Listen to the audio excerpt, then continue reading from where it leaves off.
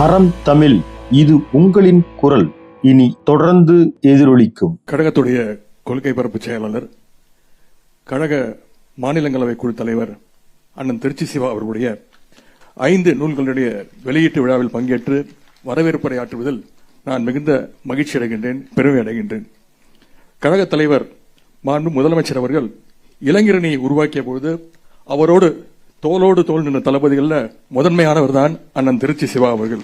இந்த புத்தக வெளியீட்டு விழாவில் இளைஞரணியினுடைய இன்றைய செயலாளர் என்ற வகையில் பங்கேற்பதில் உங்களை எல்லாம் வரவேற்பதில் நான் மிகுந்த பெருமை அடைகின்றேன்.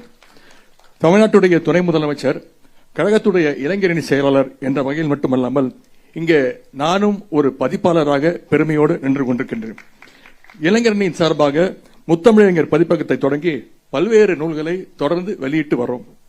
அண்ணன் சிவா அவர்களுடைய மேடை எனும் வசீகரம் எனும் புத்தகம், அவருடைய மிசா சிறை அனுபவம் பற்றி எதிர்பாராத திருப்பம் என்ற புத்தகம், முரசொலியில் வந்த அவருடைய கட்டுரைகளுடைய தொகுப்பாக முரசொலியின் மடியில் தவழ்ந்தவை என்ற புத்தகம், ஊடகங்களுக்கு அண்ணன் அளித்த பேட்டிகளை கொண்ட கேளுங்கள் சொல்கின்றேன் என்ற புத்தகம், வாட்ஸ்அப் வழியில் கொண்டு சேர்க்கப்பட்ட கருத்துக்கள் அடங்கிய குட் மார்னிங் காட்சியும் கருத்தும் என்ற புத்தகம். இந்த 5 நூல்களும் இங்கே வெளியிடப்படுகின்றன. அண்ணன் சிவா அவர்களுக்கு பேச்சாளர், எழுத்தாளர், சிறந்த நாடாளுமன்ற உறுப்பினர், இப்படி நிறைய முகங்கள் இருக்கு. ஆனா இளைஞரணியை பொறுத்தவரை எங்களுக்கெல்லாம் அவர் ஒரு டீச்சர், ஒரு ஆசிரியர். ஏன்னா இளைஞரணி தம்பிமார்களுக்கு நம்முடைய திராவிட இயக்க கொள்கைகளை ஒரு ஆசிரியர் போல பாடம் எடுப்பவர் தான் அண்ணன் திருச்சி சிவா அவர்கள். பயிற்சி பாசற கூட்டங்கள் நடத்துவோம் இளைஞரணி சார்பாக.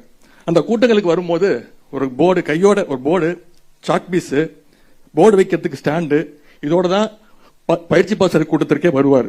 கையில ஒரு குச்சி மட்டும்தான் மிஸ்ஸிங். அந்த அளவுக்கு ஒரு ஸ்ட்ரிக்டான ஆபீசர்னா எங்களுடைய டீச்சர்னா எங்களுடைய அண்ணன் திருச்சி சிவா அவர்கள் தான்.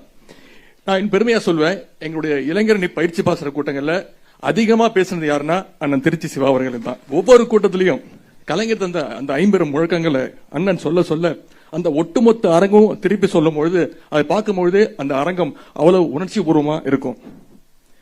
கழக மேடைகள் மட்டுமல்ல, நாடாளுமன்றத்திலும் தன்னுடைய முத்திரையை அழுத்தமாக பதித்து வருவர் அண்ணன் சிவா அவர்கள். மாநிலங்களவையில் 45 ஆண்டுகளுக்கு பிறகு ஒரு தனிநபர் தீர்மானம் வெற்றி பெற்றதுன்னா அதற்கு காரணம் அண்ணன் திருச்சி சிவா அவர்கள் தான். இங்க ஏற்கனவே குறிப்பிட்டது போல திருநங்கைகளுக்கு சம உரிமை வழங்க வேண்டும் என்ற அந்த தீர்மானத்தை கொண்டு வந்து ஒட்டுமொத்த இந்தியாவையே திரும்பி பார்க்க வைத்தவர் தான் அண்ணன் திருச்சி சிவா அவர்கள். அது 2017 ஜல்லிக்கட்டு போராட்டம் உச்சத்தில் இருந்த பொழுது மாநிலங்களவையில் அண்ணன் சிவா அண்ணன் கொண்டு வந்த தீர்மானம் தான் ஜல்லிக்கட்டு இன்று நடைபெறுவதற்கு காரணம் என்று சொல்லலாம். 1977 நான் பிறந்த பொழுது முத்தமிழர் கலைஞர் அவர்கள் மத்திய சிறையில் இருந்தாங்க. அப்பொழுது நம்முடைய தலைவர் அவர்களுக்கு கலைஞர் அவர்கள் ஒரு கடிதம் எழுதினாங்க.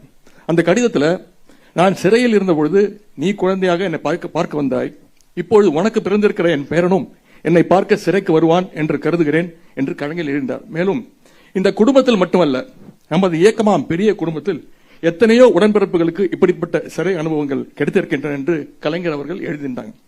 கலைஞர் சொன்ன அந்த எத்தனையோ குடும்பங்கள்ல முதன்மையான குடும்பம்னா அண்ணன் சிவா அவருடைய குடும்பம் ஒண்ணு. அண்ணனுடைய பொதுவாழ்வில் பல முறை சிறை சென்றிருக்கிறார். அவருடைய குடும்பமும் இயக்க பணிக்காக பல்வேறு கடுமையான சூழல்களை எல்லாம் எதிர்கொண்டிருக்கிறது. இதனை தனது நூல்களிலும் அண்ணன் விரிவாக குறிப்பிட்டுள்ளார். இதுதான் நம்முடைய இயக்கம், மக்களுக்கான பணியில் இதுதான் நம்முடைய தியாகம். அண்ணன் திருச்சி சிவா அவர்களுக்கு ஒன்றே ஒன்று மட்டும் கூறிக்கொள்ள விரும்புகின்றேன். உங்களுடைய 3 குழந்தைகளும் பிறக்கும் நேரத்தில் நீங்கள் அருகில் இல்லை என்று உங்க புத்தகத்தில் வருத்தப்பட்டு எழுதியிருக்கிறீங்க. ஆனால் இன்றைக்கு உங்களுடைய 5 குழந்தைகள் பிறக்கும் பொழுது இந்த அரங்கத்தில் ஒட்டுமொத்த தமிழ்நாடே திரண்டிருக்கிறது. நம்முடைய தலைவர் அவர்கள் உங்களோடு இருக்கிறாங்க, நாங்கள் அனைவரும் உங்களோடு இருக்கோம். திராவிட இயக்கத்தை வீழ்த்தி விடலாம் என சிலர் நினைக்கின்றார்கள். ஆனால் திருச்சி சிவா போன்ற லட்சியவாதிகள் இருக்கின்றவரை இந்த இயக்கத்தை யாராலும் தொட்டுக்கூட பார்க்க முடியாது. இந்த சிறப்புக்குரிய புத்தகங்களை வெளியிடுவதற்காக வருகை தந்துள்ள இந்திய அரசினுடைய ஒப்பற்ற தலைவர் நம்முடைய மாண்பு முதலமைச்சர் அவர்களை வருக வருக என்று வரவேற்கின்றேன். கழக பொருளாளர், அமைப்பு செயலாளர்கள், துணை பொதுச் செயலாளர்கள் உள்ளிட்ட தலைமை கழக நிர்வாகிகள், மாண்புமிகு அமைச்சர் பெருமக்கள், மாவட்ட கழக செயலாளர்கள், சட்டமன்ற நாடாளுமன்ற உறுப்பினர் அனைவரையும் வருக வருக வரவேற்கின்றேன். கலைஞருடைய அன்பு தம்பி தலைவர், அவருடைய நேசத்துக்குரியவர் கவிப்பேரசு வைரமுத்து அவர்களையும் வருக வருக என்று வரவேற்கின்றேன். பாசிஸ்டுகளை ஜஸ்ட் ஆஸ்கிங் என்று போகிற போக்குல தன்னுடைய கேள்விகளால் கதறவிட்டுக் கொண்டிருக்கக்கூடிய நடிகர் பிரகாஷ் ராஜ் சார் அவர்களையும் வருக வருக என வரவேற்கின்றேன். தன் வாழ்நாள் முழுவதும் திராவிட தத்துவத்தை பரப்புவதற்கான வாய்ப்பாக கருதி பணியாற்றுகின்ற திராவிட இயக்க தமிழர் பேரவையின் தலைவர் அண்ணன் சுபவி அவர்களையும் வருக வருக என வரவேற்கின்றேன். இந்த நிகழ்ச்சியை சிறப்பாக தொகுத்து வழங்கியிருக்கக்கூடிய திரு நெல்லை ஜெயந்தா அவர்களையும் வரவேற்று மகிழ்கின்றேன். தோழமை கட்சியுடைய தலைவர்களையும் அன்போடு வரவேற்கின்றேன். கழகத்துடைய ஒன்றிய நகர பகுதி பேரூர் வட்டம் கிளைக்கழக செயலாளர் உள்ளிட்ட அனைத்து நிர்வாகிகள், இளைஞரணி உள்ளிட்ட பல்வேறு அணிகளுடைய நிர்வாகிகள், உள்ளாட்சி அமைப்புகளுடைய பிரதிநிதிகள் அனைவரையும் வருக வருக என வரவேற்கின்றேன்.